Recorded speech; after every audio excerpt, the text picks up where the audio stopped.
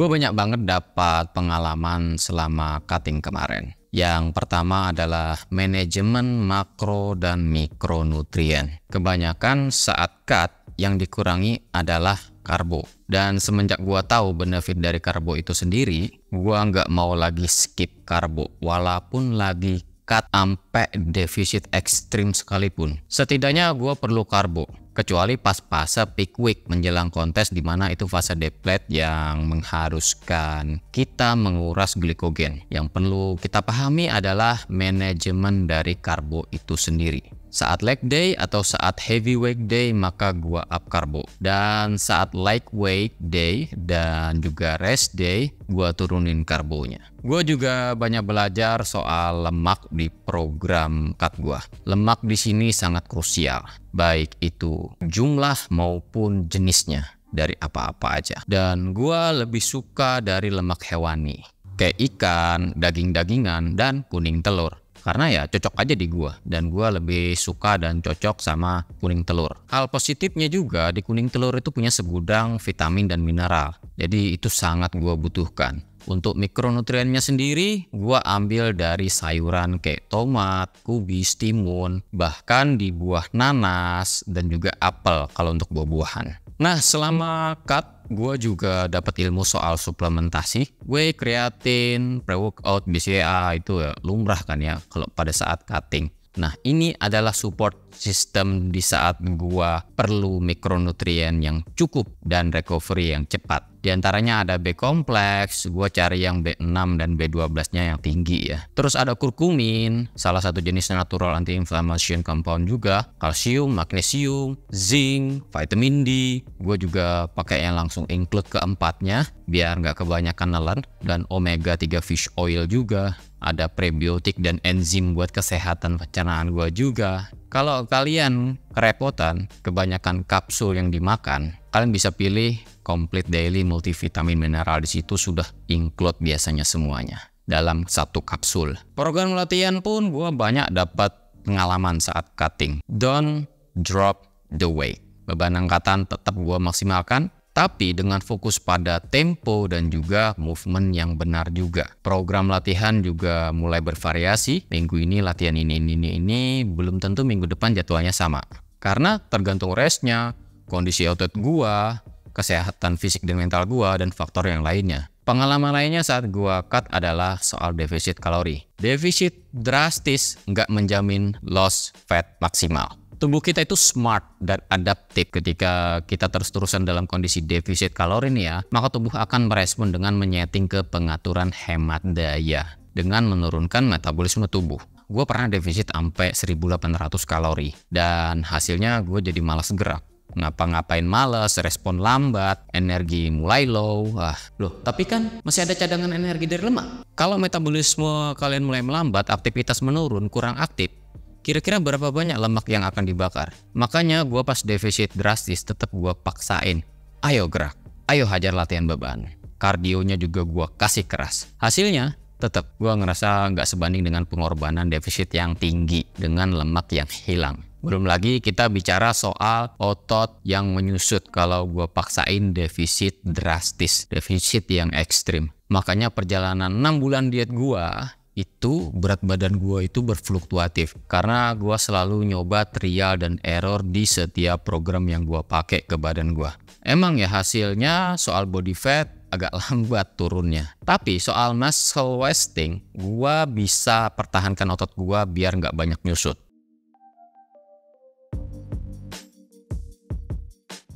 Pertama dari respon keluarga dan juga teman-teman. Kalau ketemu pasti dibilang, "Lu lagi sakit ya?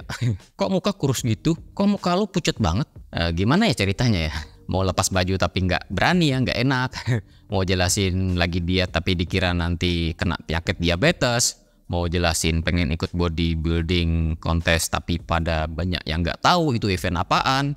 Jadinya ya cuma cengar-cengir doang. Hehehe. Kedua, gue dapat bonus cedera di tricep kiri, bahu kiri, dan punggung kiri ya, pinggang bagian bawah sebelah kiri. Ya itu karena gue paksain beban berat dan juga ternyata formnya salah. Dapatlah cedera. Padahal udah pakai sabuk, tetap aja ya. Yang namanya kalau form kita salah, ya cedera juga. Dan di situ gue dapat pelajaran, saat cutting jangan sekali-kali formnya salah. Walaupun beban berat, harus fokus dan tempo juga harus benar. Karena kalau salah dan udah cedera, saat cutting itu recovery-nya lama bro ya.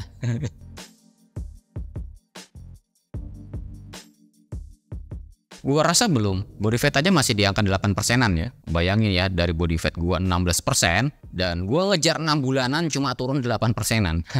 Berarti body fatnya turun cuma 1%-an per bulan. Ya menurut gua itu masih termasuk progres yang lambat, tapi tetap gua apresiasi. Dan gua sadar kalau gua persentasekan paling kisaran ya 70% effort yang gua berikan selama gua cutting.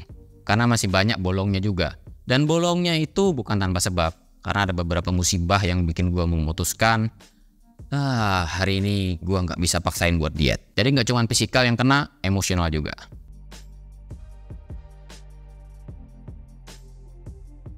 Kita nggak usah bahas soal berat badan ya, soalnya naik turun. Tapi kita bicara lingkar tubuh. Nah, lingkar pinggang gua itu turun signifikan. Dan body fat gua juga di rentang 8%-an tadi ya gue bilang ya. Otot ABS emang ya tampak tebal, tapi selimutnya juga masih tebal. Jadinya definisi otot ABS-nya masih belum detail. Otot paha juga definisinya ototnya terlihat tapi belum tajam, belum kering banget. Nah ini PR gua. Otot back atau punggung. Masih banyak timbunan lemak dan juga definisi ototnya juga belum tajam. Jadi kedepannya gua harus fokusin di back. Untuk chest dan arm emang ya terlihat tajam, tapi sedikit mengalami penyusutan size. Ya sebenarnya otot bisa dipertahankan maksimal walau sedang cut, tapi body fat akan sulit turun lebih tajam.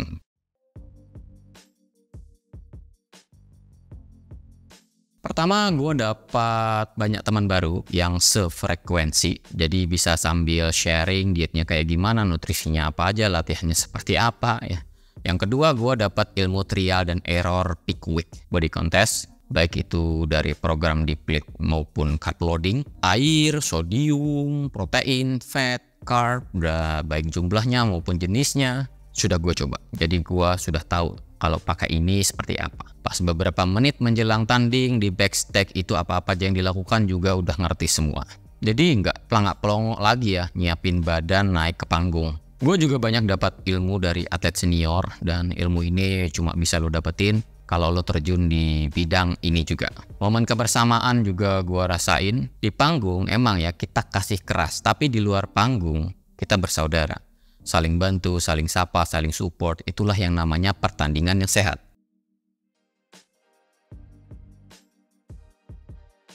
Ya, juara. Gue juga dapat tropinya. Tapi gue nggak begitu bangga. Gue ikut kelas men atletik dan di kelas itu cuma ada 10 peserta dan yang dicari itu 10 besar. So it's easy to take the trophy. Kebayang kalau peserta men atletiknya itu 40-50 orang, wah itu baru menantang. Jadi sebenarnya kalau misalkan pesertanya banyak ya gue kemungkinan besar tergusur juga. Karena kondisi body fat gue yang nggak terlalu rendah. You know lah kelas men atletik size-nya seperti apa. Ya hoki aja sih sebenarnya. Dapat juara 9. Ya nggak usah ngunak deh ya. Gue juga pengen dapat trofi dan uang tunai. Tapi ya gue nggak begitu prioritaskan. Buat gue yang masih newbie dalam event body contest, yang masih sedikit jam terbangnya mengikuti event body contest, so pengalaman itu jauh lebih mahal dari trofi dan uang tunai. Karena dari pengalaman itu kedepannya kita bisa menentukan rancangan untuk persiapan kedepannya itu seperti apa biar mendapatkan hasil yang lebih baik dari sebelumnya. Dan sejatinya gue sudah menang dengan diri gue sendiri. Gue sangat salut dan bangga dengan badan gue sendiri yang sudah berjuang menjadi lebih maksimal dari sebelumnya, yang bisa jadi lebih baik dari sebelumnya. Inilah yang namanya self improvement.